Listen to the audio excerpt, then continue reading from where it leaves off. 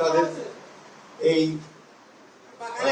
দেশনেত্রী জানাজা, তার দাফন, মন্ত্রসূচির সমস্ত কাজগুলো সুষ্ঠুভাবে সম্পন্ন করার জন্য কোঅর্ডিনেট করার জন্য তারা আমাকে আমন্ত্রণ জানিয়েছিলেন ক্যাবিনেট থেকে। সেখানে আলোচনা হয়েছে। একটু পরেই আপনারা সেগুলো জানতে পারবেন, তাদের প্রেস সেক্রেটারি আপনাদেরকে জানাবে। আমাদের প্রধান উপদেষ্টা তিনি বোধহয় একটা জাতির উদ্দেশ্যে ভাষণ দেবেন। আপনারা তাদের কাছ থেকে সব কিছু জানতে পারবেন, যেহেতু তাদের মিটিং তারাই জানাবেন, সেটাই ভালো হবে। আমাদের বিষয়গুলো আমরা আপনাদেরকে সকালে জানিয়েছি।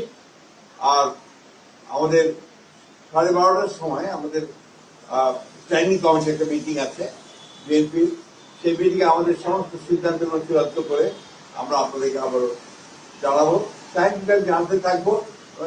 সেক্ষেত্রে আপনাদের কাছে আমরা সর্বাত্মক সহযোগিতা চাইব।